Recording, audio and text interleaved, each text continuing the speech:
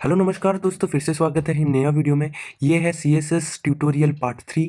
CSS tutorial का part 1 and part 2 का video का लिंक डिस्क्रिप्शन में रहेगा, जाकर चेक कर लीजिए अगर आप नहीं देखे हैं। और अगर आप HTML भी सीखना चाहते हैं मीन्स हम लोग का चैनल का थ्रू, तो HTML का पूरा ट्यूटोरियल का लिंक वीडियो का डिस्क्रिप्शन में दिया रहेगा, तो आप जाके देख सकते हैं। और अगर आप हम लोग का चैनल में नए हैं तो ज़रूर सब्सक्राइब कीजिए।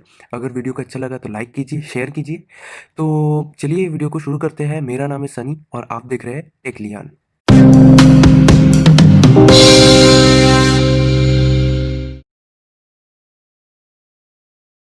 सो अभी हम लोग देख लेंगे कि बॉक्स शैडो क्या होता है।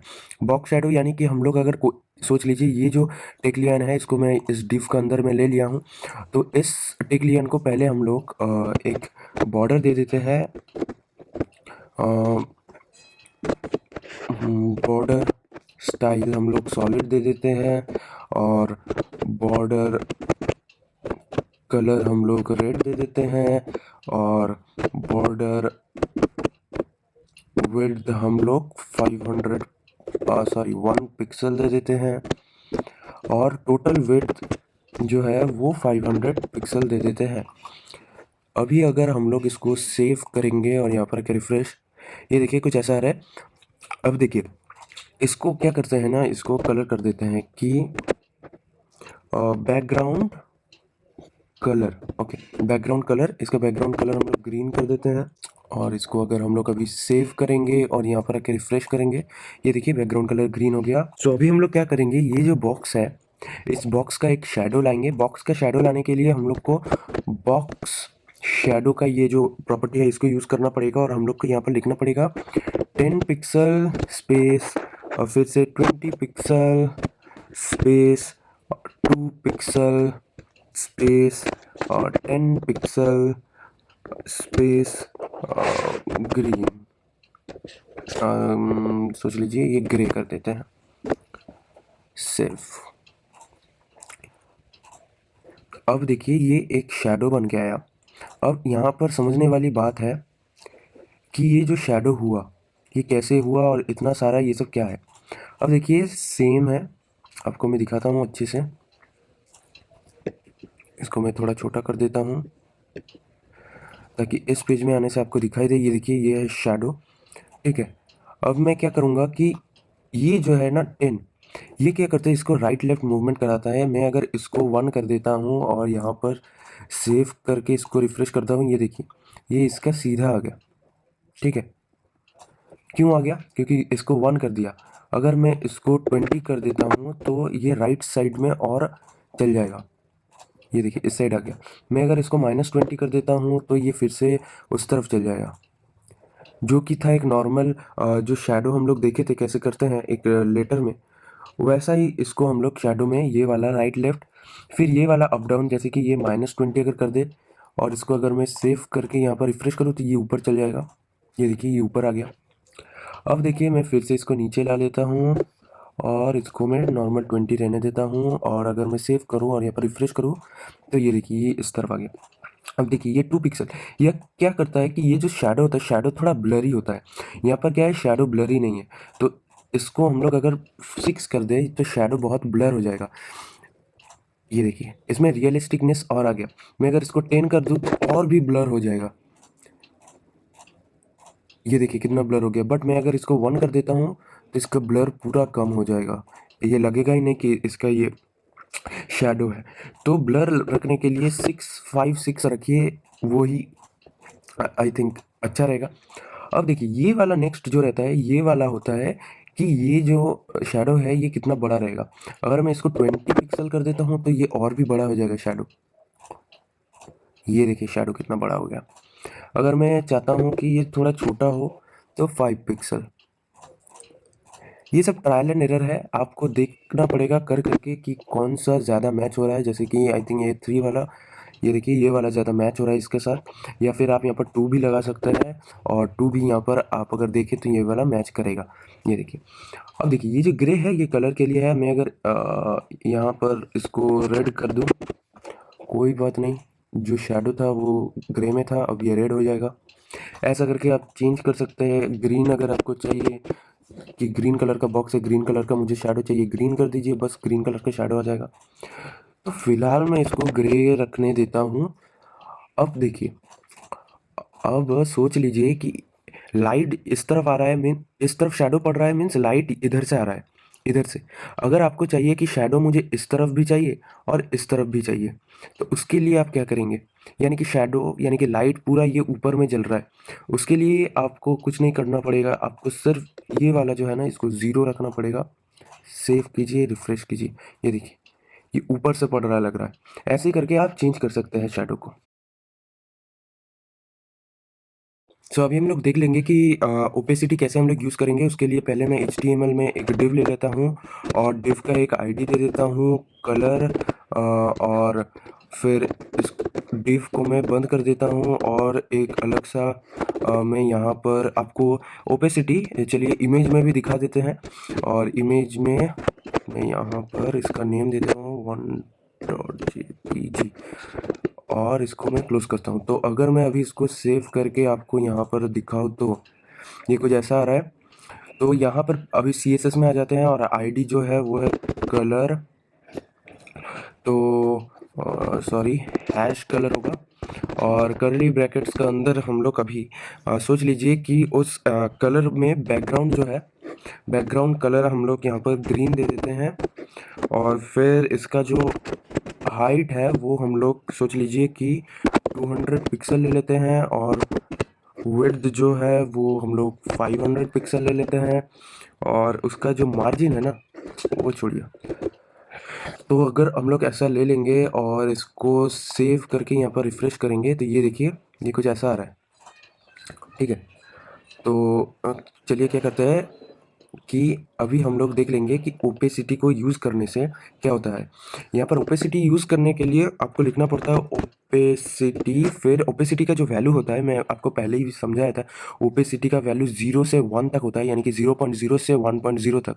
तो अगर हम लोग 0.5 लिखते हैं यानी कि ये हाफ ओपेसिटी होगा। अगर मैं इसको सेव करूँ, यहाँ पर क्या रिफ्रेश करूँ, ये देखिए ये कैसा लाइट हो गया क्योंकि इसका ओपेसिटी हो गई। मैं अगर इसको और भी ओपेसिटी इसका इंक्रीज कर दूँ, अब देखिए ये 0.9 करने से ये डार्क हो गया।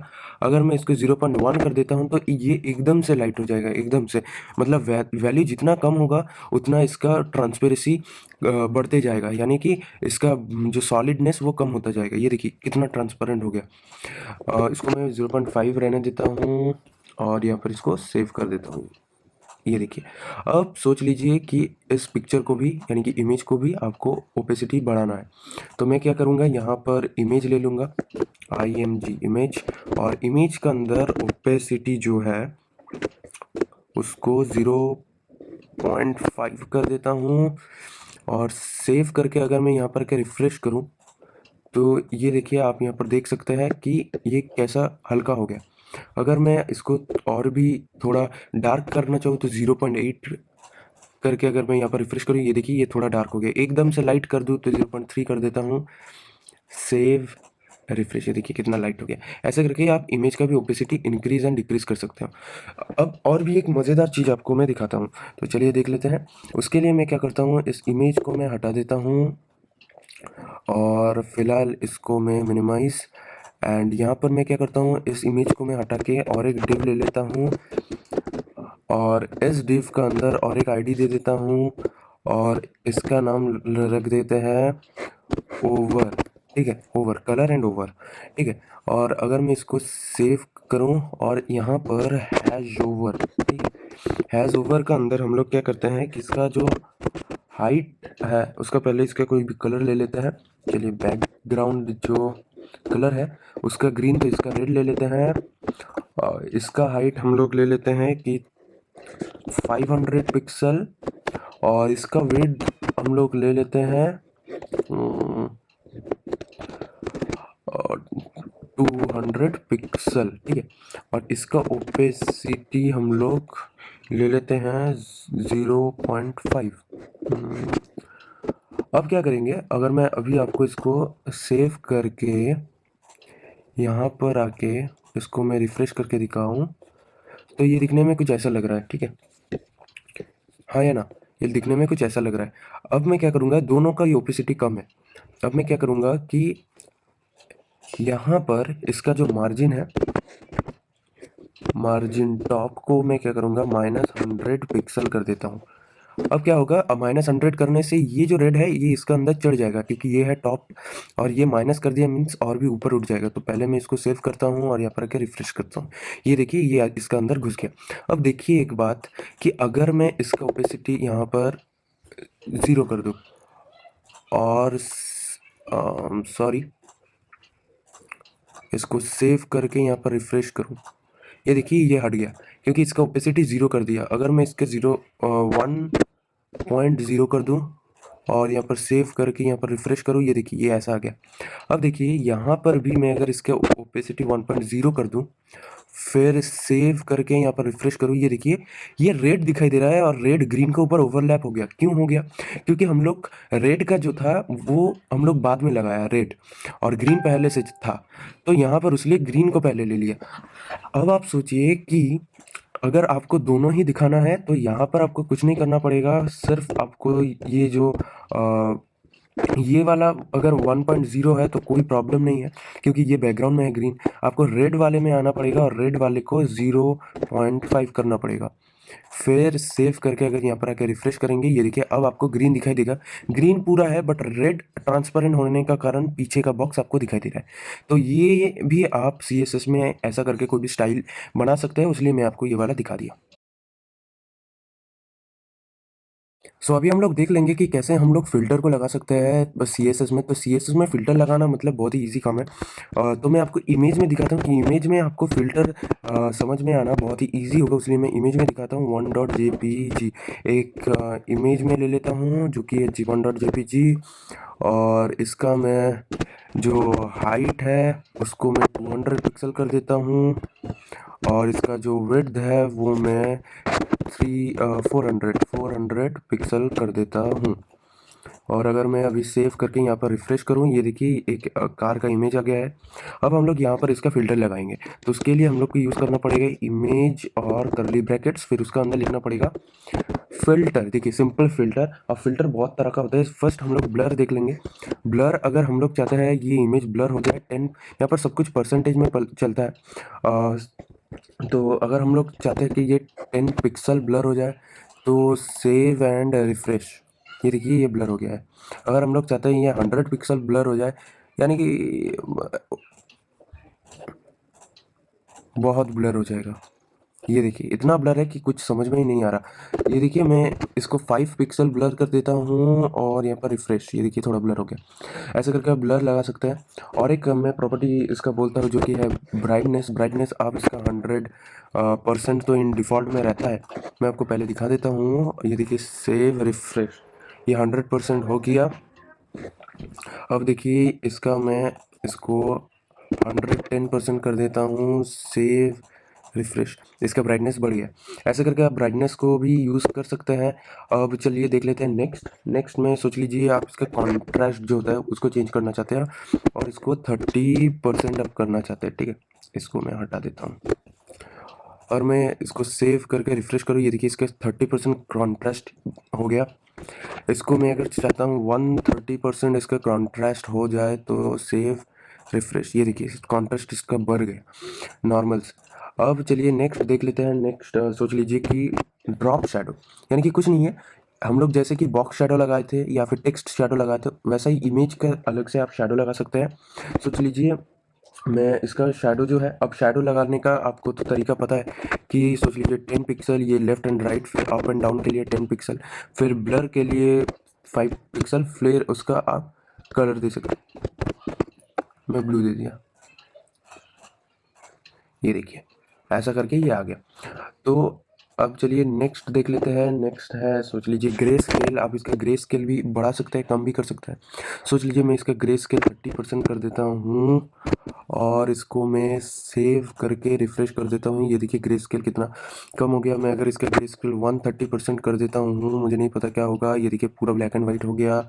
और चलिए नेक्स्ट देख लेते हैं। नेक्स्ट सोच लीजिए कि ग्रे स्केल तो है। अब चलिए ह्यू रोटेट देख लेते हैं। ह्यू रोटेट यानी कि पूरा 90 डिग्री, इसमें डिग्री में होता है।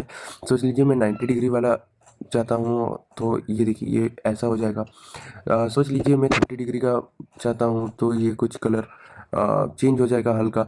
ये आपको दिखने को नहीं मिलेगा क्योंकि ह्यू रोटेट बहुत ही कम ऐसा दिखने को मिलता है आपको, मतलब आप अगर आँख में गौर से देखेंगे तभी आपको फ़र्क दिखाई देगा। अब चलिए इन्वर्ट एक होता है INVERT इन्वर्ट, और इसमें सोच लीजिए कि इसको मैं 100% दे देता हूँ और सेव करके रिफ्रेश। ये देखिए कुछ ऐसा हो गया। इसको मैं 60% दे देता हूँ तो ये देखिए कुछ ऐसा आ गया। तो इन्वर्ट में भी आप बहुत तरह का चेंज कर सकते हैं, वो आपको करके करके देखना पड़ेगा कि कहाँ पर क्या आता है। फिर ओपेसिटी जो होता है, मैं आपको इसका पहले का टॉपिक में ओपेसिटी समझाया। अब ओपेसिटी आप इमेज का उस तरह से चेंज कर सकते हैं, बट आप यहाँ पर फिल्टर लगा के भी ओपेसिटी चेंज कर सकते हैं। फॉर एग्जांपल मैं 50% दे देता हूँ और यहाँ पर ओपेसिटी परसेंटेज में होगा, ये आपको ध्यान में रखना पड़ेगा। ये देखिए ओपेसिटी इसका कम हो गया। अगर मैं चाहता हूँ इसका 100% ओपेसिटी हो तो ये दिखाई ही नहीं देगा। ये देखिए ये देखिए ये 100 है, सॉरी 0 करने से दिखाई नहीं देगा। ये देखिए ये दिखाई नहीं दे रहा। अब देखिए चलिए नेक्स्ट देख लेते हैं। नेक्स्ट क्या देखते हैं, ये सिलेक्ट होने में दिक्कत होता है। सैचुरेट देख लेते हैं। सैचुरेट सोच लीजिए मैं चाहता हूँ 30% सैचुरेट मुझे चाहिए, तो सेव करके रिफ्रेश कर दूँ। ये देखिए 30% सैचुरेशन दिखा रहा है। अगर 100% सैचुरेशन दिखाएंगे तो सबसे ज़्यादा जो नॉर्मल था वो आपको मिलेगा। और अगर आप चाहते हैं कि इसका रेड और वो सब और भी ग्लेज करे तो ये देखिए 150%। ये देखिए ये और भी ब्राइट हो गया कलर। और एक लास्ट दिखा देते हैं क्योंकि बहुत सारे हैं, मैं कुछ आपको इंपॉर्टेंट दिखाया। सेपिया एक होता है, सेपिया में सोच लीजिए मैं 30% कर देता हूँ और refresh, sorry save and refresh. ये देखिए सेपिया में ऐसा कुछ होगा। तो ऐसा करके आप फिल्टर लगा सकते हैं, बहुत सारे फिल्टर्स। अब आपका एक क्वेश्चन आएगा कि एक फिल्टर टैग के अंदर क्या हम लोग बहुत सारे फिल्टर का प्रॉपर्टी लगा सकते हैं? ऑफ कोर्स लगा सकते हैं। सोच लीजिए ब्राइटनेस में कर दिया कि 120%, एंड उसका साथ ही साथ इसको आपको कॉमा लगाना पड़ेगा, फिर आप यहाँ पर दूसरा कुछ लगा सकते हैं। सैचुरेट में लगा दिया। सैचुरेट में चाहता हूँ कि इसका 150% हो इसका सैचुरेशन, तो सेव करके रिफ्रेश।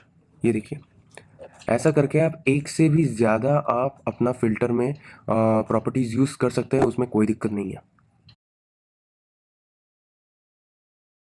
अभी हम लोग देख लेंगे कि सीएसएस में ओवरफ्लो किस काम में आता है। तो देख लीजिए यहाँ पर मैं डिव के अंदर के आईडी ले लिया हूँ जो कि है ओवरफ्लो का, और उसके अंदर एक बड़ा सा टेक्स्ट ले लिया। अगर मैं इसको सेव करूँगा और यहाँ पर क्रोम में आके इसको रिफ्रेश करूँगा तो यहाँ पर आप देख सकते हैं एक बड़ा सा बॉक्स आ गया, और यहाँ पर ये जो मैं इसको छोटा कर देता हूँ, ये इतना स्पेस ले रहा है।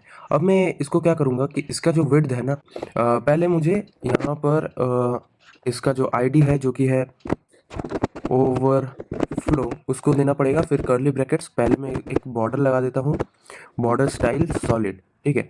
और फिर मैं बॉर्डर विड्थ जो है वो मैं कर देता हूँ 5 पिक्सल ताकि थोड़ा दिखाई दे। अब हम लोग क्या करेंगे कि इसका जो विड्थ है, पूरा का जो विड्थ है, वो विड्थ हम लोग 500 पिक्सल ले लेते हैं और हाइट को ले लेते हैं, सोच लीजिए 300 पिक्सल, ठीक है। और हम लोग अभी क्या करेंगे कि इसका जो बैकग्राउंड कलर है वो रेड कर देते हैं, बैकग्राउंड कलर उसको रेड कर देते हैं, ठीक है। अभी चलिए इसको सेव करके अगर यहाँ पर रिफ्रेश करेंगे तो ये देखिए दिखने में कुछ ऐसा लग रहा है कि ये है बॉक्स, और ये बॉक्स का बाहर जब चल जा रहा है ये पूरा देखिए ये कैसा हो रहा है। और यहाँ पर ये देखिए ये पूरा यहाँ पर निकल गया है, और यहाँ पर ये हम लोग वाइट जो है इसका विड्थ ये 500 दिया था और हाइट 300 दिया था, इसलिए ये बॉक्स वैसा ही क्रिएट हुआ, बट बॉक्स का अंदर पूरा जो हम लोग का टेक्स्ट था वो नहीं आया। तो फिलहाल मैं इसको रेड नहीं करूँगा, फिलहाल तो इसको हम लोग नॉर्मली रहने देते हैं क्योंकि ये तब आपको समझ में अच्छा आएगा, दिक्कत नहीं होगा। ये देखिए ऐसा है। तो अब हम लोग क्या करेंगे कि हम लोग चाहते हैं कि यहाँ पर जो ये टेक्स्ट है, ये टेक्स्ट हमें सिर्फ और सिर्फ ये बॉक्स का अंदर ही दिखाई दे। उसके लिए हम लोग को क्या करना पड़ेगा कि हम लोग को ओवरफ्लो का इस्तेमाल करना पड़ेगा। ओवरफ्लो जो प्रॉपर्टी है, ओवरफ्लो, ठीक है, ओवरफ्लो। अब हम लोग क्या करेंगे कि ओवरफ्लो में हिडन कर देंगे, हिडन। अगर हम लोग हिडन कर देंगे तो क्या होगा, अब देखिए ये हिडन हो गया। इसका बाद और मुझे दिखाई नहीं दे रहा है ये बॉक्स में जो था, बट मैं नीचे का कुछ भी देख नहीं सकूंगा। मैं अगर इसको ये देखिए स्क्रॉल भी करता हूँ अप डाउन, ये नहीं जा रहा है। तो अब हम लोग को क्या करना पड़ेगा, इसमें एक स्क्रॉलिंग बार यूज़ करना पड़ेगा। उसके लिए यहाँ पर हिडन का जगह में सिंपली हम लोग को लिखना पड़ेगा स्क्रॉल। अगर अब हम लोग सेव कर देते हैं, ये देखिए स्क्रॉलिंग बार आ गया। अब हम लोग पूरा स्क्रॉल कर सकते हैं। बट यहाँ पर और एक प्रॉब्लम आ गया। मैं अगर इसको थोड़ा आपको बड़ा करके दिखाऊं तो आई थिंक बेटर होगा। यहाँ पर और एक प्रॉब्लम हो गया कि ये तो स्क्रॉल कर रहे हैं, बट यहाँ पर नीचे में देखिए ये और एक स्पेस ले रहा है। मैं अगर आपको यहाँ पर इसका जो बैकग्राउंड कलर है उसको मैं अगर रेड कर दूं तो आपको यहाँ पर और भी क्लियरली दिखाई देगा कि ये देखिए नीचे में भी स्पेस ले रहा है। ये स्क्रॉलिंग बार का स्पेस ये नीचे में भी ले रहा है। तो उसके लिए हम लोग यहाँ पर क्या करेंगे, पहले रेड को हटा देते हैं। उसके लिए हम लोग क्या करेंगे कि हम लोग को सिर्फ स्क्रॉलिंग बार जो है वो स्क्रॉलिंग बार सिर्फ राइट में चाहिए, नीचे में नहीं चाहिए, यानी कि अप डाउन का चाहिए, लेफ्ट राइट का नहीं चाहिए। उसके लिए हम लोग क्या करेंगे, एक्स एंड वाई एक्सिस का यूज़ करेंगे। ये देखिए ये वाला अप डाउन है वाई एक्सिस और ये वाला रहता है एक्स एक्सिस। तो हम लोग क्या करेंगे कि हम लोग यहाँ पर ओवरफ्लो स्लैश एक्स एक्सिस जो है इसको हम लोग यूज़ करेंगे और इसका अंदर हम लोग लिख देंगे कि स्क्रॉल, ठीक है। और हम लोग फिर से लिखेंगे ओवरफ्लो वाई एक्सिस और वहाँ पर हम लोग वाई एक्सिस को लिख देंगे हिडन। इसमें क्या होगा, हम लोग गलती किए, हम लोग को एक्चुअली में एक्स एक्सिस नहीं वाई एक्सिस चाहिए और यहाँ पर हिडन चाहिए एक्स एक्सिस को। अब अगर हम लोग इसको सेव करेंगे और यहाँ पर रिफ्रेश करेंगे तो यहाँ पर हम लोग देख सकते हैं कि इस साइड का स्क्रॉलिंग बार है बट नीचे का जो स्क्रॉलिंग था वो हट गया, मीन्स वो और अब स्पेस नहीं ले रहा है। तो ऐसे करके आप यहाँ पर ओवरफ्लो का इस्तेमाल कर सकते हैं।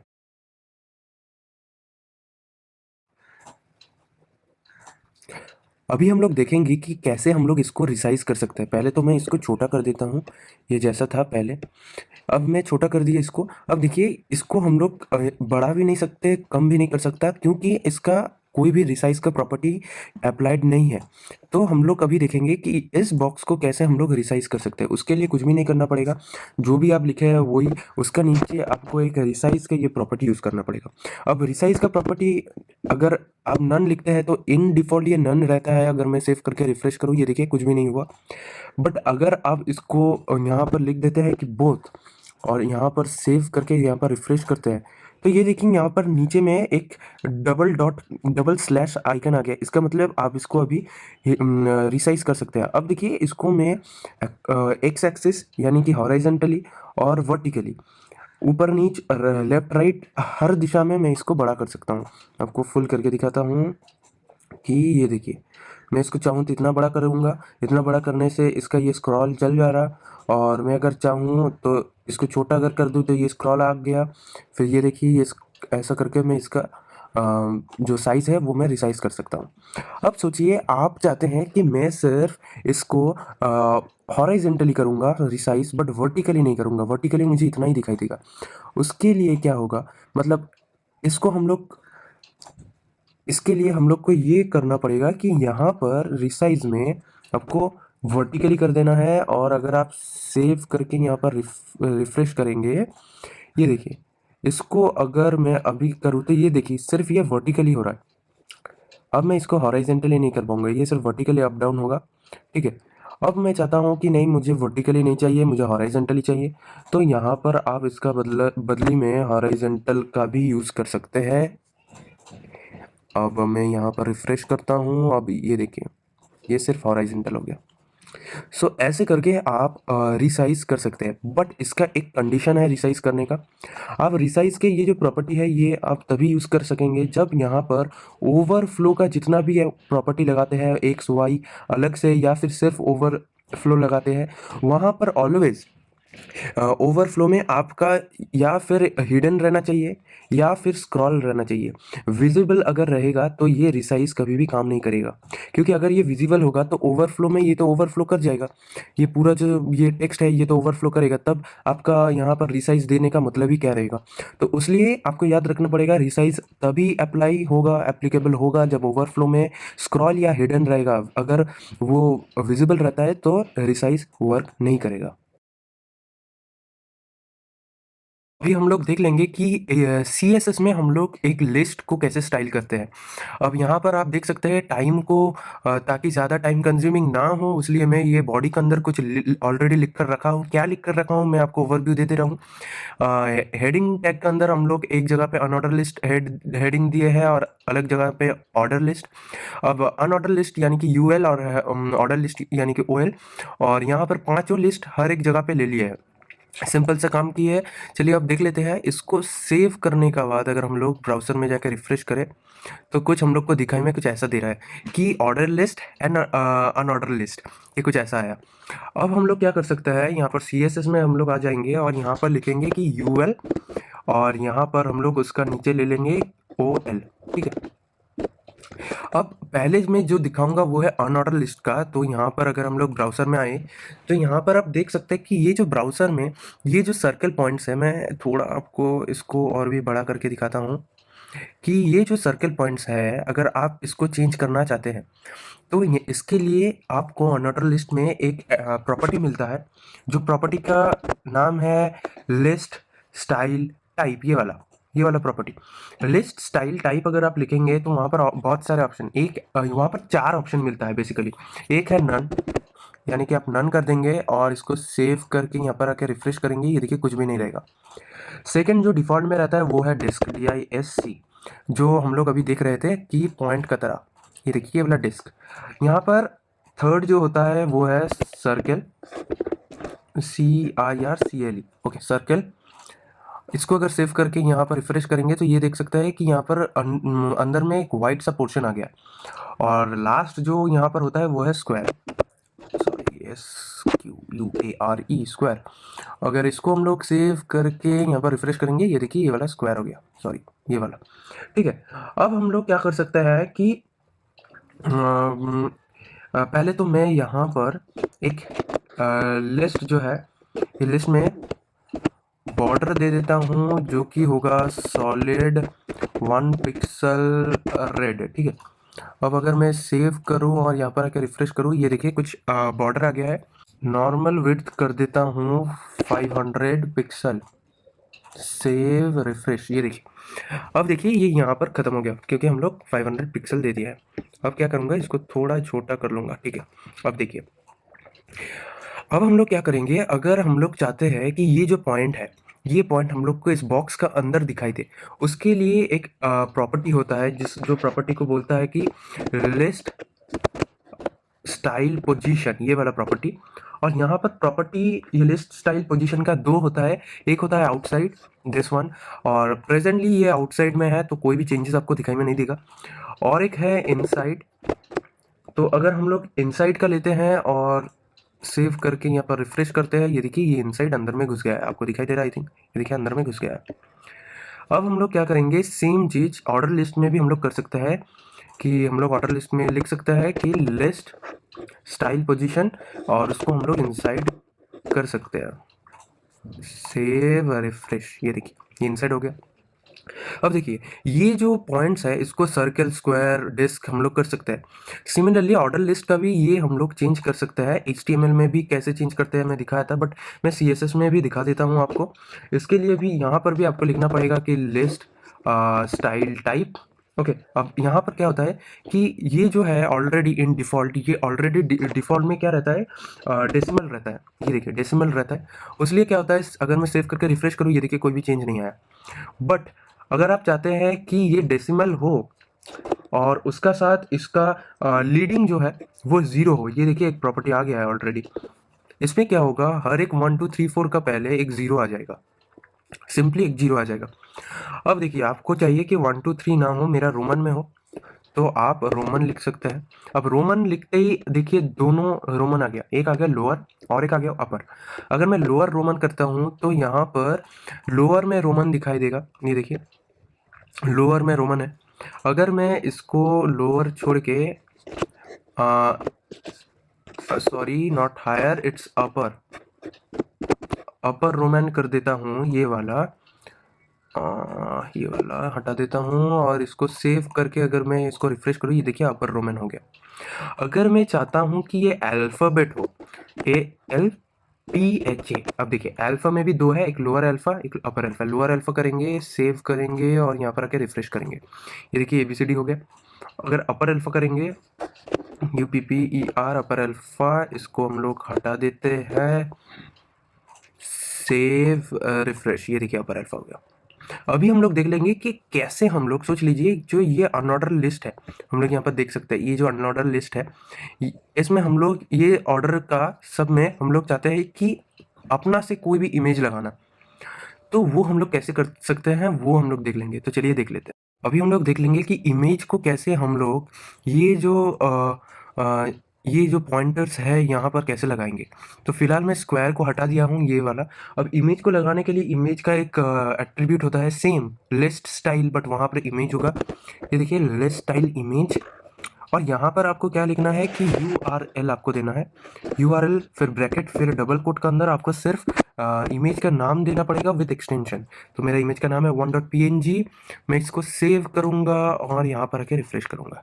ये देखिए मेरा जो वो पिक था, एक्चुअली ये वाला पिक था। ये देखिए ये वाला पिक था जो कि था एक इंस्टाग्राम का लोगो। तो इस लोगो को मैंने यहाँ पर दे दिया।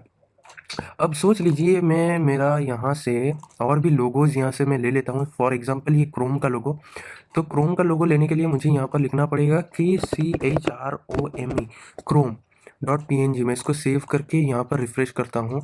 ये नहीं ले रहा है क्योंकि क्रोम मेरा डेस्कटॉप में नहीं है। मैं डेस्कटॉप पे पहले ले लेता हूँ, फिर सेव देन रिफ्रेश। ये देखिए क्रोम का लोगो जो ले लिया है। अगर मैं आपको इसको बड़ा करके दिखाऊँ तो ये देखिए क्रोम का लोगो कितना बड़ा है। तो उसके लिए आप फ़ोटो को रिसाइज़ कर सकते हो। तो उसके लिए आपको जाना पड़ेगा गूगल में और आपको सर्च करना पड़ेगा फ़ोटोपिया करके। कुछ ये वाला एप्लीकेशन है और ये इसका लोगो है। यहाँ पर बहुत सारा ऑप्शंस मिलेगा बट किसी में मत जाना। ये देखिए ये वाला जो ऑप्शन है www.photopia.com, इसमें आपको जाना पड़ेगा।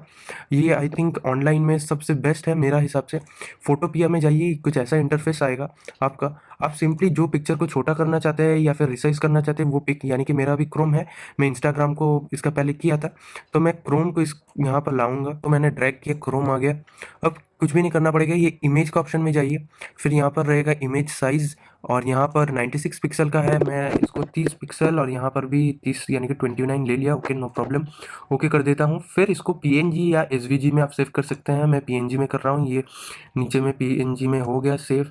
अब मैं क्या करूँगा, इसको ये बाहर निकाल लूँगा मेरा डेस्कटॉप में, और यहाँ पर ये रहा ये पिक्चर। मैं इसको रीनेम कर देता हूँ कि 2.png। अब मैं कुछ नहीं करूँगा, इस क्रोम को हटा के 2.png दूंगा और इसको सेव करूँगा। और यहाँ पर क्रोम को मेरा और नहीं लगेगा। मैं इसको क्लोज कर देता हूँ और यहाँ पर आके अगर सॉरी ये वाला पेज नहीं, यहाँ पर आके अगर रिफ्रेश करूँ, ये देखिए ये छोटा हो गया। क्यों छोटा हो गया? क्योंकि मैं ये वाला जो नया पिक मैं लिया था ये 2.png, इसको मैं रिसाइज करके छोटा कर दिया, वही क्रोम का। तो आप का अगर कोई भी पिक आप लगाना चाहते हैं और उसको वो बड़ा से आ गया, तो आप ये वेबसाइट का मदद ले सकते हैं। अभी हम लोग देख लेंगे कि CSS में टेबल हम लोग कैसे डिज़ाइन कर सकते हैं। तो यहाँ पर देखिए मैं टाइम ताकि ना ले ज़्यादा, मैं यहाँ पर ऑलरेडी कुछ लिख कर रखा हूँ। वो क्या लिख कर रखा हूँ मैं आपको बता देता हूँ।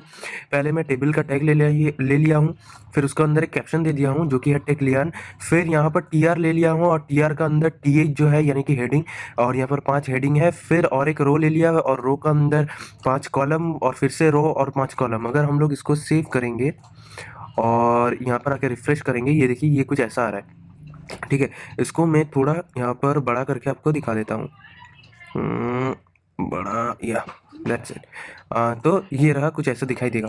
अब हम लोग इसको स्टाइल करेंगे। स्टाइल करने के लिए पहले हम लोग यहाँ पर टेबल लिख लेते हैं और टेबल का अंदर हम लोग पहले इसको एक बॉर्डर दे देते हैं। ठीक है, और बॉर्डर होगा सॉलिड 1 पिक्सल ब्लैक दे देते हैं। ठीक है, और यहाँ पर मैं अगर इसको सेव करूँ, यहाँ पर रिफ्रेश करूँ, ये देखिए एक आ गया है। और मैं क्या करता हूँ कि ये जो कैप्शन है यहाँ पर भी मैं एक दे देता हूँ। फिलहाल मैं एलिमेंट यूज़ कर रहा हूँ। कैप्शन का अंदर भी मैं दे देता हूँ ये प्रॉपर्टी जो कि है कॉपी, और यहाँ पर आके पेस्ट कर देता हूँ जो कि है बॉर्डर 1 पिक्सल ब्लैक। अब देखिए इसमें भी बॉर्डर आ गया। अब क्या करेंगे हम लोग कि हम लोग को इधर भी बॉर्डर चाहिए। तो देखिए हम लोग कभी भी यहाँ पर एक डिफ़ॉल्ट में मैं आपको दिखा दे रहा हूँ, फिर भी ये होता नहीं है कि टीआर में हम लोग कभी भी कोई भी जो होता है टेबल, उसको हम लोग यूज़ नहीं कर पाएंगे। ये देखिए अगर मैं यहाँ पर टीआर दे दिया तो आपको क्या लग रहा है कि यहाँ पर 2 लाइन आएगा, बट मैं अगर इसको सेव करूँ और यहाँ पर रिफ्रेश करूँ, ये देखिए ये वर्क नहीं कर रहा, क्योंकि टीआर कभी भी वर्क नहीं करता। इसलिए हम लोग टीएच ले लेंगे और यहाँ पर हम लोग ले लेंगे इसको पहले कॉपी कर लेते हैं, कॉपी, और इसके बाद यहाँ पर हम लोग पेस्ट कर देते हैं और इसको टी एच का बदले में टी डी कर देते हैं, यानी कि एक होगा कॉलम के लिए और ये वाला होगा हेडिंग के लिए, यानी कि ये हेडिंग के लिए। तो अगर अभी हम लोग इसको सेव करते हैं और यहाँ पर आके रिफ्रेश करते हैं, ये देखिए ये कैसा हो गया, हर एक का अंदर एक एक बॉक्स हो गया। तो अभी हम लोग देख लेंगे कि ये जो बॉक्स है, ये हर एक बॉक्स का अंदर हम लोग स्पेसिंग कैसे करेंगे। उसके लिए हम लोग को जाना पड़ेगा ये टेबल का अंदर, और टेबल का अंदर एक प्रॉपर्टी होता है, जो प्रॉपर्टी होता है कि बॉर्डर BORDER स्पेसिंग। ये देखिए बॉर्डर स्पेसिंग आ गया। अब बॉर्डर स्पेसिंग में क्या करता हूँ कि इसका बॉर्डर स्पेसिंग में दे देता हूँ 15 पिक्सल। ये बहुत ही ज़्यादा हो जाएगा, बट फिर भी आपको ताकि दिखाई दे। अब ये देखिए ये कुछ बॉर्डर स्पेसिंग हो गया, मतलब कितना फैल गया है ये। अब सोच लीजिए कि ये वाला जो लास्ट सेल है इसमें कुछ भी नहीं है। क्या करता हूँ कि मैं इसको ऐसा करके सेव एंड रिफ्रेश, ये देखिए इसमें कुछ भी नहीं है, तो फिर भी ये वाला आ रहा है। तो कैसे हम लोग इसको हटाएंगे? इसको हटाने के लिए भी ये टेबल के अंदर एक प्रॉपर्टी आता है कि एम्प्टी सेल, और एम्प्टी सेल में आपको लिखना पड़ेगा कि हाइड। ठीक है, अब अगर आप इसको हाइड कर देंगे और यहाँ पर आके रिफ्रेश करेंगे, ये देखिए ये चला गया। अब हम लोग क्या करेंगे, हम लोग ये सबको उड़ा देते हैं और यहाँ पर आके ये जो कंटेंट 10 था उसको हम लोग रखते हैं और दोनों जगह पे सेव करते हैं और रिफ्रेश। ये देखिए पहले का पोजीशन आ गया। अब आप सोच रहे हैं कि यहाँ पर मुझे सिंगल लाइन चाहिए, ये डबल ऐसा ऐसा बॉक्स का अंदर नहीं चाहिए। उसके लिए भी एक प्रॉपर्टी है जो कि है बॉर्डर कोलैप्सिंग प्रॉपर्टी। वो आपको टेबल के अंदर यूज़ करना पड़ेगा, जो कि है BORDER कोलैप्स। ये देखिए बॉर्डर कोलैप्स, और बॉर्डर कोलैप्स में आपको यहाँ पर लिखना पड़ेगा कि कोलैप्स, यानी कि बॉर्डर जो है ये दोनों बॉर्डर सेम हो जाएगा। अगर मैं इसको सेव करूँ और यहाँ पर आके रिफ्रेश करूँ, ये देखिए बॉर्डर कोलैप्स हो गया। जो हम लोग एक्चुअल में रो में करना चाहते थे वो वाला काम हम लोग का ऐसा करके हो गया। अब हम लोग यहाँ पर क्या कर सकते हैं कि सोच लीजिए कि हम लोग ये हेडिंग वाला जो पार्ट है इसमें हम लोग इसका जो हाइट है इसको बढ़ाना चाहते हैं। तो हेडिंग के अंदर जाएंगे और यहाँ पर हाइट जो है, हाइट हम लोग कर देंगे कि सोच लीजिए 20 पिक्सल। मुझे पता नहीं है कितना बड़ा होगा, देख लेते हैं कितना बड़ा होता है। इसको हम लोग सेव करेंगे और यहाँ पर क्या रिफ्रेश, ये थोड़ा बड़ा हुआ। मैं क्या करता हूँ इसको 50 पिक्सल दे देता हूँ, सेव रिफ्रेश, ये देखिए ये 50 पिक्सल हो गया। ठीक है, ऐसे करके आप ये जो TH था वैसे करके आप TD को भी, यानी कि ये सब कॉलम को भी आप चेंज कर सकते हैं इसका हाइट।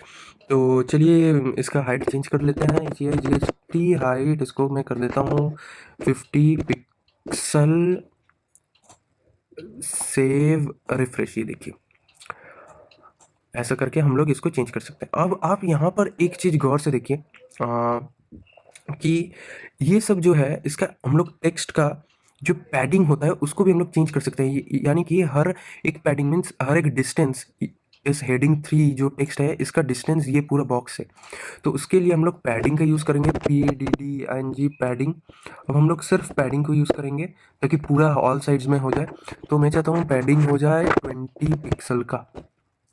ये थोड़ा बड़ा हो जाएगा बट फिर भी कोई ना। और ये देखिए ये कैसा आ गया, ये 20 हर जगह पे 20, ईच साइड 20 हो गया। सिमिलरली मैं यहाँ पर TD में भी इसको मैं कर सकता हूँ कॉपी और यहाँ पर आके पेस्ट कर देता हूँ, रिफ्रेश। ओ सॉरी इसको मैं सेव नहीं किया,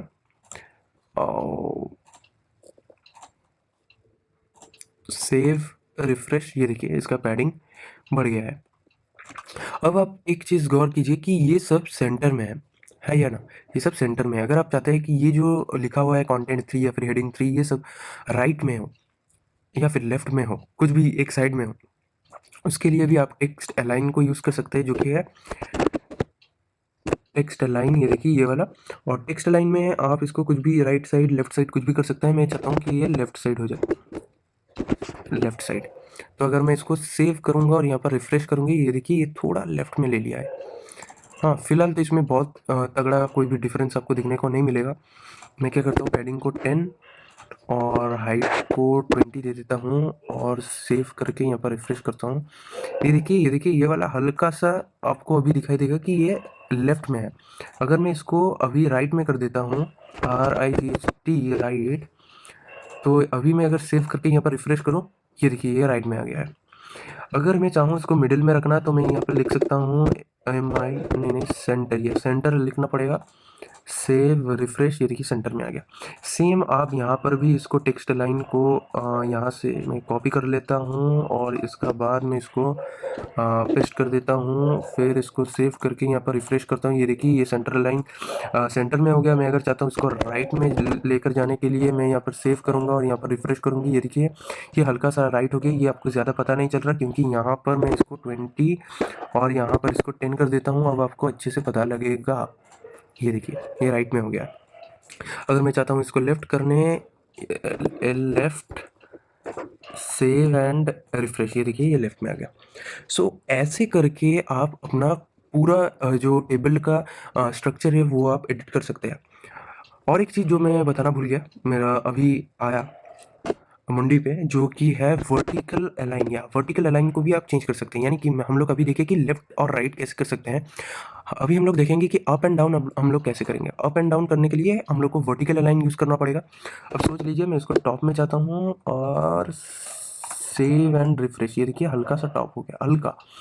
अब मैं अगर इसको बॉटम कर देता हूँ, BOTTOM, फिर इसको सेव करके रिफ्रेश, ये देखिए ये बॉटम में आ गया।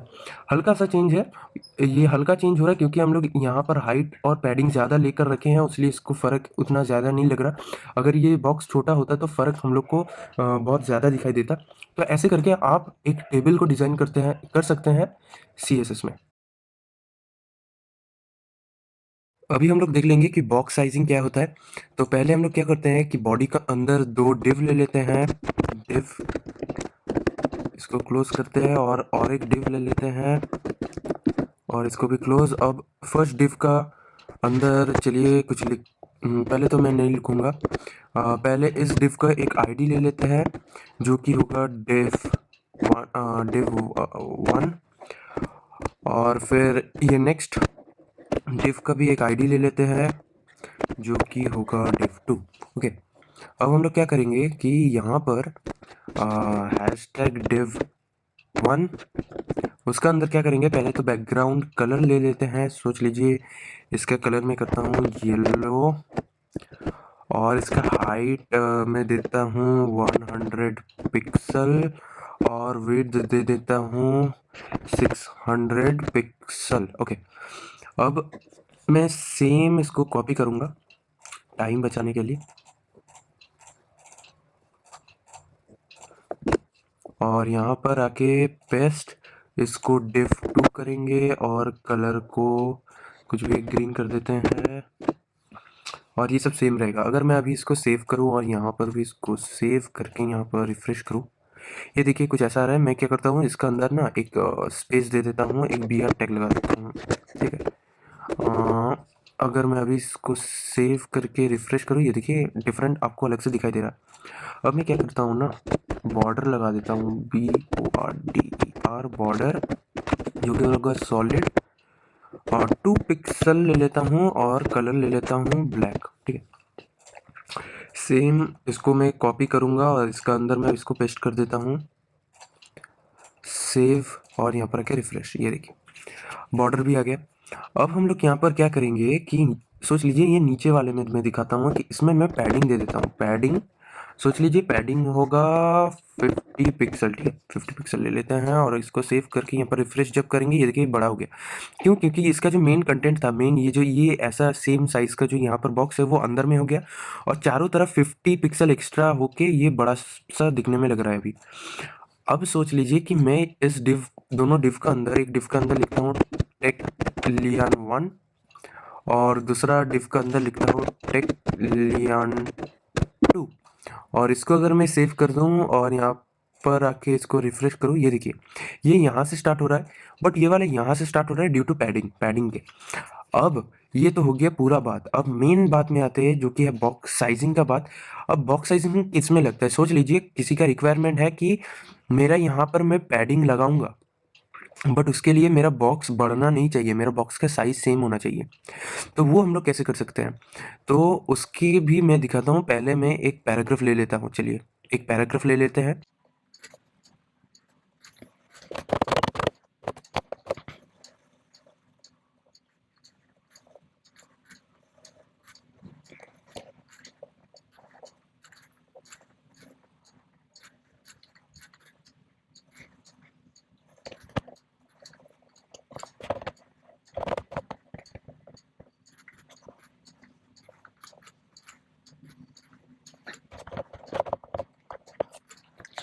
सो यहाँ पर आप देख सकते हैं कि यहाँ पर मैं एक पैराग्राफ ले लिया हूँ जो कि थोड़ा बड़ा हो गया है। मैं इसको क्या करता हूँ, डिलीट कर देता हूँ, और यहाँ पर भी मैं यहाँ पर कुछ डिलीट कर देता हूँ।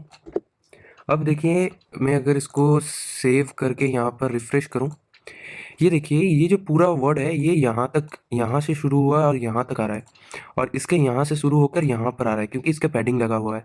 अगर हम लोग चाहेंगे कि इसका पैडिंग रहे बट इसका कंटेंट जितना है सकेगा उतना दिखाई दे, बट ये बॉक्स ज़्यादा बड़ा नहीं होना चाहिए, उसके लिए हम लोग एक प्रॉपर्टी यूज़ कर सकते हैं जो कि है बॉक्स साइजिंग का प्रॉपर्टी। और इसमें दो आता है, एक है नॉर्मल कंटेंट बॉक्स। अब ये वाला डिफ़ॉल्ट है, यानी कि कंटेंट बॉक्स मतलब आपको समझ में आ रहा है कि कंटेंट में ये ज़्यादा प्रायोरिटी देगा। तो कंटेंट में यहाँ पर ज़्यादा प्रायोरिटी दे रहा है, इसलिए पूरा कंटेंट दिखाई में दे रहा है। ये देखिए ये रिफ्रेश करने से भी सेम होगा। बट मैं अगर यहाँ पर लिख दूँ कि ये सॉरी बॉर्डर बॉक्स होगा, यानी कि बॉर्डर में ज़्यादा ध्यान देगा, यानी कि पैडिंग जो हम लोग लगाए उसमें ज़्यादा ध्यान देगा, ये मेन कंटेंट में ज़्यादा ध्यान नहीं देगा। तो अगर मैं यहाँ पर रिफ्रेश करूँ, ये देखिए ये कैसा हो गया कि ये बाहर निकल के आ जा रहा है। इसमें क्या होता है कि आपका जो कंटेंट है वो तो आपको दिखाई दे रहा है, बट यहाँ पर बॉक्स का साइज इंक्रीज नहीं हुआ है। अब ये हम लोग तभी लगा सकते हैं, सोच लीजिए कि आपका बॉक्स में बहुत ही कम कुछ वर्ड्स आप लिखेंगे, सोच लीजिए कि यहाँ पर इतना सारा नहीं है, यहाँ पर सिर्फ इतना ही है, इतना है। और इसको हम लोग सेव करके अगर यहाँ पर आके रिफ्रेश करेंगे, तो आप चाहते हैं कि बॉक्स बड़ा ना हो और उसका अंदर ही मुझे कंटेंट दिखाई दे और इसमें बॉर्डर का प्रायोरिटी ज़्यादा मिलेगा, तो ऐसा करके ये दिखाई में देगा। बट अगर आप चाहते हैं कि पूरा मुझे दिखाई दे, तो ये नॉर्मल सा आप कर सकते हैं। तो ऐसे करके आप बॉक्स साइजिंग का जो प्रॉपर्टी है उसको यूज़ कर सकते हैं। अभी हम लोग देख लेंगे कि इनिशियल एंड इनहेरिट क्या होता है। यहाँ पर देखिए उसके पहले कुछ हम लोग को करना पड़ेगा ताकि हम लोग उसको समझ सके, ठीक है। तो उसके लिए हम लोग क्या करेंगे कि सबसे पहले ये जो div है आप देख रहे हैं, ये div का मैं आईडी दे दिया हूँ कि जो कि है div1। अब मैं क्या करूँगा, इस div का अंदर सोच लीजिए कुछ भी मैं लिख लेता हूँ, कुछ भी। हाँ सोच लीजिए मैं लिख लेता हूँ टेक्लियन, इसका नेम दे देता हूँ। अब मैं क्या करता हूँ कि इसका अंदर 3 एंकर टैग ले लेते हैं, ठीक है। एंकर टैग ले लेते हैं जो कि मैं बंद भी कर दूंगा, ए, और एक ले लेते हैं, सॉरी, ठीक है। 3 एंकर टैग ले लिया। फिर इसका अंदर हम लोग href करके कुछ भी लिख सकता है इसका अंदर, और इसका अलग से हम लोग आईडी भी दे देंगे। सोच लीजिए ये आईडी मैं दे दे रहा हूँ, इसका आईडी मैं दे दे रहा हूँ रेड, ठीक है। अब इसका भी हम लोग रेफरेंस कुछ भी दे सकता है, कोई भी साइट का, जो कि मैं अभी नहीं दे रहा हूँ। और इसका भी मैं आईडी एक दे रहा हूँ जो कि रहेगा इनिशियल, ठीक है। और इसका और एक ले लेता हूँ href, और इसको कुछ नहीं देते हैं, आईडी दे देते हैं, और यहाँ पर आईडी हम लोग दे देंगे कि इनहेरिट, ठीक है। इनहेरिट, इनिशियल एंड इनहेरिट, ताकि हम लोग को समझ में आए। और यहाँ पर मैं इसको लिख देता हूँ कि link1, और यहाँ पर मैं लिख देता हूँ link2, और यहाँ पर मैं लिख देता हूँ link3, ठीक है। Space space space. अब देखिए यहाँ पर मैं अगर इसको सेव करूँ और यहाँ पर आके इसको रिफ्रेश करूँ, ये कुछ ऐसा आ रहा है। अब यहाँ पर मैं अगर इसको सेव करके ये रिफ्रेश कर दूँ, ये कुछ ऐसा आ रहा है। अब क्या करता हूँ कि br टैग लगा देता हूँ ताकि ये नेक्स्ट लाइन में आ जाए, ठीक है। br tag, okay. अब अगर हम लोग सेव करके यहाँ पर रिफ्रेश करेंगे, ये देखिए ये टेक्लियन इसका हेडिंग जो है, उसका अंडर link1, link2, link3, ये तीनों ब्लू कलर का है। अगर मैं इसको आपको बड़ा करके दिखाता हूँ, ये देखिए टेक्लियन और लिंक 1, लिंक 2, लिंक 3। अब हम लोग क्या करेंगे, इसको ना छोटा करके इधर कर लेते हैं ताकि यहाँ पर दिखाई दे। यहाँ पर नहीं, यहाँ पर कर लेते हैं। अब हम लोग क्या करेंगे कि यहाँ पर हैशटैग जो कि है div1 पहले ले लेते हैं, और फिर उसका नीचे हम लोग ले लेंगे कि हैशटैग रेड ले लेते हैं जो कि नेक्स्ट था। फिर हम लोग ले लेंगे कि हैशटैग उसका नाम था इनिशियल, और फिर उसका नीचे हम लोग लेंगे हैशटैग इनहेरिट। ठीक है, अब यहाँ पर हम लोग सबका ले लिया। अब ये जो टेक्लियन है, मैं चाहता हूँ कि इसका जो कलर है, ये कलर मुझे सोच लीजिए कि ग्रीन में दिखाई दे। तो मैं क्या करूँगा कि यहाँ पर मैं लिख दूंगा कि कलर CO, कलर जो है वो मुझे ग्रीन में चाहिए। अगर मैं इसको सेव करता हूँ और यहाँ पर आके रिफ्रेश करता हूँ, ये देखिए ये ग्रीन कलर का हो गया। अब मैं चाहता हूँ कि ये लिंक 1 यानी कि रेड वाला जो है, इसमें मेरा कलर जो हो जाए वो हो जाए रेड। ठीक है, तो यहाँ पर मैं इसको सेव करता हूँ और यहाँ पर आके रिफ्रेश करता हूँ, ये देखिए रेड कलर हो गया। अब इनिशियल में भी सेम करते हैं कि कलर जो है वो हम लोग इनिशियल ले लेते हैं और यहाँ पर आके सेव करते हैं। ये देखिए ये ब्लू था, ये ब्लैक हो गया। अब यहाँ पर दिखने वाली बात है कि ये क्यों ऐसा ब्लैक कलर का हो गया। ये ब्लैक कलर का हो गया क्योंकि हम लोग यहाँ पर कलर जो था वो इनिशियल दिए थे। कलर इनिशियल देने का मतलब है कि डिफ़ॉल्ट में जो कलर रहेगा वही कलर अप्लाई होगा। तो फिलहाल तो हम लोग को पता है कि डिफ़ॉल्ट में ब्लैक कलर होता है। तो उसलिए क्या होता है ना, इनिशियल ना बहुत कम यूज़ होता है क्योंकि इनिशियल मतलब डिफ़ॉल्ट है और कोई भी नहीं चाहता कि इनिशियल हो। अगर किसी को चाहता, कोई भी अगर चाहता है कि मेरा कलर जो है वो इनिशियल हो या फिर कुछ भी टेक्स्ट का कुछ भी हो वो इनिशियल हो उसका स्टाइल, तो वो क्या करता है ना, उसको हटा देता है ताकि वो अपने से इनिशियल यानी कि वो डिफ़ॉल्ट ले ले। कोई भी इनिशियल अलग से यूज़ नहीं करता। बट आपको इनिशियल एंड इनहेरिट का बारे में डिफरेंस बताने के लिए मैं यहाँ पर इनिशियल लिया हूँ। अब यहाँ पर भी हम लोग सेम करेंगे कि कलर का यहाँ पर हम लोग इनहेरिट लिखेंगे। अब हम लोग देखेंगे कि क्या होगा। ये देखिए ये ग्रीन कलर हो गया, यानी कि ये वाला ग्रीन होगा। अब हम लोग को देखने वाली ये बात है कि ये वाला ग्रीन कलर क्यों हुआ। ये ग्रीन कलर हुआ क्योंकि इनहेरिट का मतलब है कि ये अपना पेरेंट जो रहेगा उसको फॉलो करेगा। और यहाँ पर हम लोग देख सकते हैं कि यहाँ पर हम लोग HTML में ये div जो है, ये div पेरेंट है और पेरेंट का अंदर हम लोग 3 लिंक लिए थे। तो इसलिए ये div का कलर ग्रीन है, इसका पेरेंट का कलर, इसलिए ये इनहेरिट लिखने से ये उसका पेरेंट का कलर जो है वो ग्रीन ही ले रहा है। ये समझने वाली बात है। तो ये रहा difference between initial and inherit. ये मैं आपको कलर से समझाया। आप इसको बहुत अलग अलग प्लेटफॉर्म में अलग से भी इसको इस्तेमाल कर सकते हैं। अभी हम लोग देख लेंगे कि ऑब्जेक्ट फिट क्या होता है। तो ऑब्जेक्ट फिट क्या होता है वो बताने का पहले मैं ये बता दूं कि ऑब्जेक्ट फिट कहाँ पर अप्लाई होगा। ऑब्जेक्ट फिट एक्चुअली में वीडियो एंड इमेजेस में अप्लाई होता है। अगर आप कोई भी वीडियो एंड इमेजेस को अपना ब्राउज़र में लगाना चाहते हैं तो वैसा ही यूज़ होगा। और इसका पूरा कैरेक्टरिस्टिक्स एक बैकग्राउंड को अपना वेब साइड में लगाने का जैसा कैरेक्टरिस्टिक्स है। तो आपको अगर मैं बताऊंगा तो आपको समझ में आ जाएगा। तो बैकग्राउंड, तो ये वीडियो एंड इमेजेस के लिए है। चलिए इमेजेस ले लेते हैं।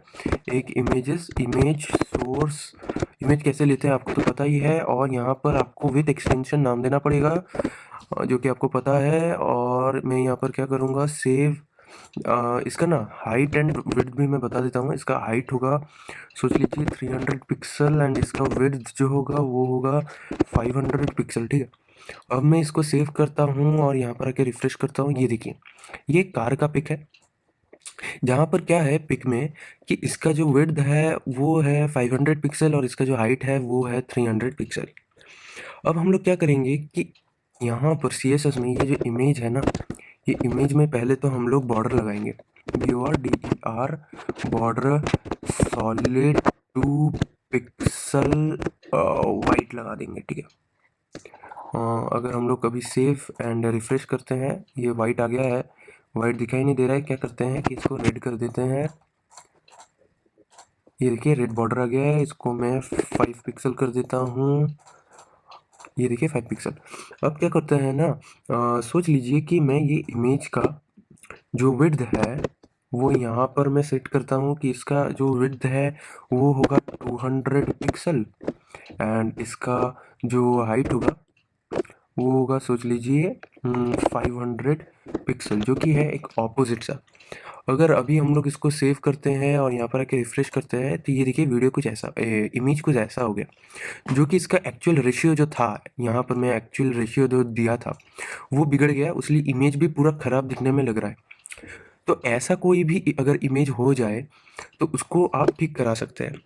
उसके लिए आपको वो BJE ऑब्जेक्ट फिट जो है उसको यूज़ करना पड़ेगा। अब ऑब्जेक्ट फिट में कंटेन होता है, अगर हम लोग कंटेन में देते हैं, ये देखिए ये साइज सेम रहेगा बट ये इमेज अपना ओरिजिनल साइज में आ जाएगा। आप समझ रहे हैं ना आप मेरा बात, कि ये जो मैं क्या करता हूँ कि इसको मैं 300 कर देता हूँ, ठीक है। अगर मैं अभी सेव करके आपको दिखाऊं और भी अच्छा तरह से आप देख पाएंगे कि कंटेंट ऑब्जेक्ट फिट में क्या करता है, अगर आप कंटेंट लिख देते हैं तो ये तो इस हिसाब से अपना बॉर्डर ले रहा है कि विड्थ 300 और हाइट 500, बट इमेज को अपना ओरिजिनल साइज में रख रहा है। अगर आपको लग रहा है कि नहीं मुझे तो ये साइज में इमेज चाहिए, उस इसलिए आपको देना पड़ेगा फिल। अगर आप फिल दे देते हैं तो वो सेम हो जाएगा कि इमेज अपना जो ओरिजिनलिटी है, उसका ओरिजिनल साइज है वो उसका उसका अंदर अभी नहीं रहेगा। अब हम लोग क्या करेंगे कि यहाँ पर और एक चीज़ होता है जो कि कवर। Okay, cover. अगर हम लोग कवर यूज़ करेंगे तो यहाँ पर क्या होगा, ये देखिए कवर यूज़ करने से साइज़ ऐसा है बट इमेज भी अपना साइज़ नहीं बिगाड़ा, वो अपना कवर कर लिया अपना अपना साइज़ को बड़ा करके। तो इसमें क्या हो रहा है कि आप कुछ ही पार्ट अपना इमेज का देख पा रहे हो। अगर आपको लग रहा है कि नहीं मैं इमेज में कार का लास्ट टायर यानी कि पीछे का रियर टायर देखूंगा, वो वाला व्यू मुझे चाहिए, उसके लिए आपको यूज़ करना पड़ेगा और एक प्रॉपर्टी जो कि है ऑब्जेक्ट पोजीशन प्रॉपर्टी। अब यहाँ पर आप लिख सकते हैं कि लेफ्ट, ठीक है, लेफ्ट आप लिख सकते हैं, सॉरी ये राइट होगा एक्चुअली, ये रियर टायर अगर देखना चाहते हैं तो ये राइट होगा। तो सेव करते हैं और यहाँ पर आके रिफ्रेश नहीं हुआ, आई थिंक सेव रिफ्रेश, ये देखिए ये अभी राइट में आ गया है, यानी कि पीछे का टायर दिखाई दे रहा है। आपको अगर लग रहा है कि मैं लेफ़्ट देखूंगा तो फिर से यहाँ पर आप लेफ़्ट लिख दीजिए तो आपको लेफ़्ट दिखने में लगेगा। सो आज का वीडियो इतना ही तक। आज हम लोग जो सीखे हैं अभी तक, CSS पार्ट 1, पार्ट 2, पार्ट 3, वो पूरा एक बेसिक सा कोर्स था जो एडवांस स्टडीज़ का पहले जानना ज़रूरी था CSS में। पार्ट 4 से हम लोग जो जानेंगे वो पूरा एडवांस होगा। तो अगर आपको एडवांस भी CSS का जानना है बहुत डीप में और बहुत अच्छा तरह से, तो पार्ट 4 से आप कंटिन्यू कीजिए हम लोग का चैनल में CSS ट्यूटोरियल। और I am giving you the guarantee 100% आपको पूरा वीडियो जब आप कोर्स कंप्लीट करेंगे आपका डेफिनेटली एक बहुत कुछ सीखना होगा, जो कि एक बहुत बड़ा एक अचीवमेंट होगा आपका। तो जाइए पार्ट 4 भी कंटिन्यू कीजिए। सो आज का वीडियो इतना ही तक। सो अगर आपको इस वीडियो देखकर कुछ भी हेल्प हुआ तो ज़रूर चैनल में अगर नए हैं तो सब्सक्राइब कीजिए, साइड में बेल घंटी बजाइए ताकि हम लोग का चैनल का वीडियो आपको सबसे पहले पहुंच जाए। और अगर वीडियो को आपका अच्छा लगा तो ज़रूर ज़रूर लाइक कीजिए, शेयर कीजिए, और ऐसे टाइप का वीडियो और पाने के लिए हम लोग का चैनल को सब्सक्राइब कीजिए। एंड दैट्स इट, मिलता है नेक्स्ट पार्ट में। जय हिंद।